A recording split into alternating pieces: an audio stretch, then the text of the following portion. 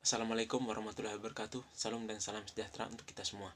Perkenalkan, nama saya Adrianus Putra Dikaha, NIM 2019-510015, Program Studi Teknik Kimia.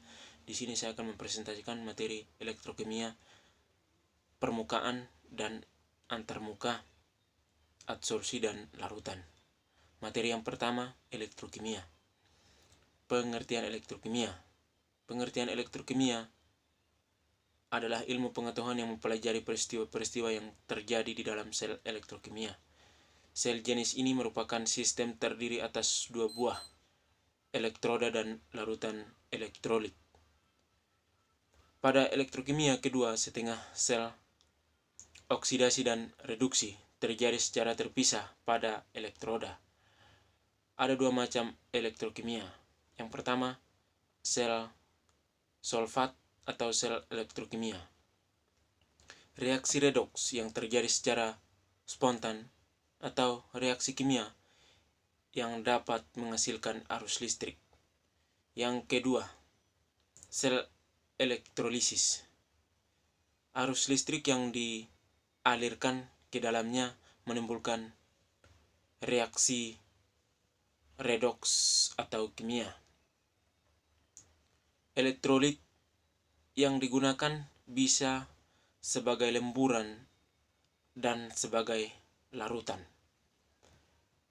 Yang pertama, elektrolisis lemburan elektrolit.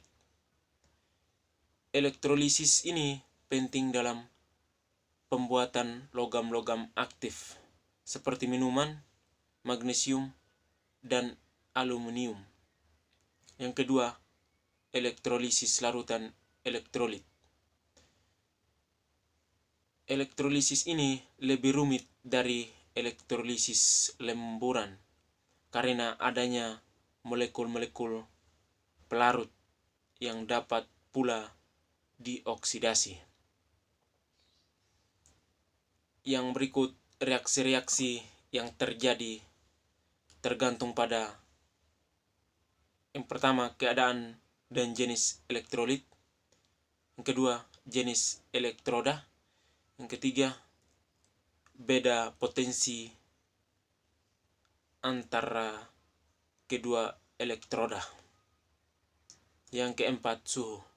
Penggunaan elektrolisis. Elektrolisis adalah proses yang penting di dalam industri. Proses ini digunakan untuk pembuatan logam-logam natrium, magnesium, dan aluminium, pembuatan hidrogen, peroksida, dan gas hidrogen. Materi yang kedua, permukaan dan antarmuka. Tegangan permukaan adalah gaya persatuan panjang yang diberikan sejajar dengan permukaan untuk mengimbangi tarikan ke dalam. Sedangkan tegangan antarmuka adalah gaya persatuan panjang yang terjadi pada antarmuka dua fase cair yang tidak tercampur. Absorpsi dan antarmuka cairan. Molekul-molekul dan ion tertentu apabila terdispersi dalam cairan bergerak sendirinya ke arah antarmuka masing-masing fase. Selain kata absorpsi, dikenal juga istilah absorpsi. Absorpsi adalah hanya terdispersi di permukaan fase saja, contohnya zat yang ada di permukaan tembok. Sedangkan absorpsi adalah zat menembus ke dalam ruang-ruang kapiler dari zat pengedap absorpsi, contohnya peresapan air oleh busa. Materi yang ketiga, absorpsi. Peristiwa penempelnya atom atau molekul suatu zat pada permukaan partikel lain yang disebabkan ketidakseimbangan gaya-gaya yang ada pada permukaan partikel tersebut. Proses pemisahan komponen dan campuran gas atau cair, yaitu komponen dapat dipisahkan ditarik oleh permukaan absorpsi dan diikat oleh gaya-gaya yang bekerja di permukaan. Yang berikut adsorben, sifatnya luas permukaan dan kemurnian. Yang berikut adsorbat, sifatnya konsentrasi dan ukuran molekul. Yang mempengaruhi absorpsi, yang pertama temperatur, yang kedua sifat-sifat adsorbat, yang ketiga sifat dan keadaan adsorben, yang keempat pH, dan yang kelima jenis ikatan yang terjadi. Jenis absorpsi. Yang pertama fisika. A. Hanya menempel. Yang kedua dipengaruhi gaya Van Vals. Yang ketiga cepat. Yang keempat reversibel. Dan yang kelima adsorbat beberapa lapisan. Yang kedua kimia. Yang berikut membentuk ikatan kimia. 2. Sulit lepas lagi.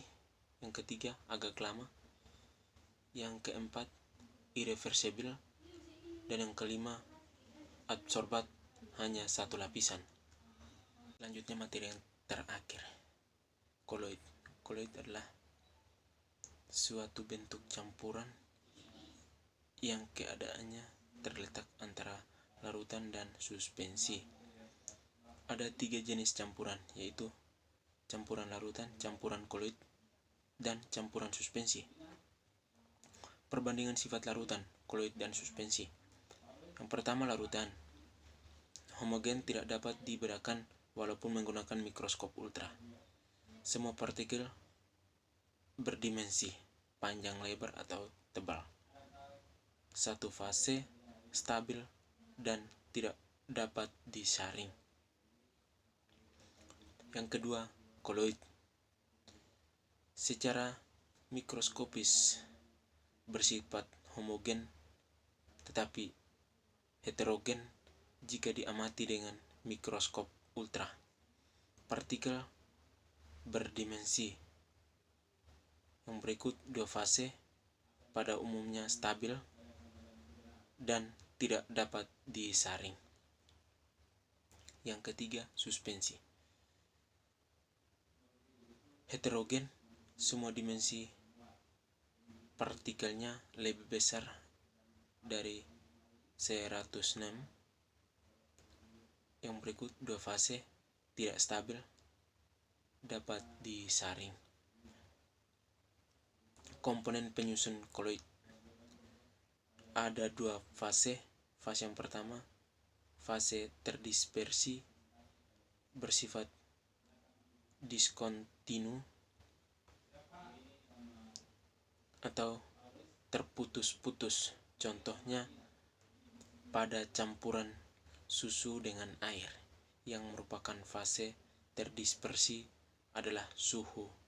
Fase yang kedua, fase berdispersi, bersifat kontinu.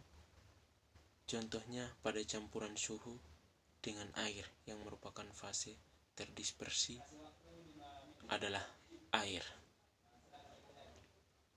Jenis-jenis koloid. Ada 5 jenis. Yang pertama, aerosol merupakan sistem koloid dari partikel padat yang berdispersi dalam gas. Yang kedua, sol merupakan sistem koloid dari partikel padat yang terdispersi dalam zat cair atau padat. Yang ketiga, emusil merupakan sistem koloid dari zat cair yang berdispersi dalam zat cair lain dalam padat. Yang keempat, buih merupakan sistem koloid dari gas yang berdispersi dalam zat cair. Dan yang terakhir, gel merupakan koloid yang setengah kaku. Mungkin hanya ini saja hasil presentasi dari saya. Apabila ada kekurangan dalam penjelasan saya mohon maaf. Sekian dan terima kasih.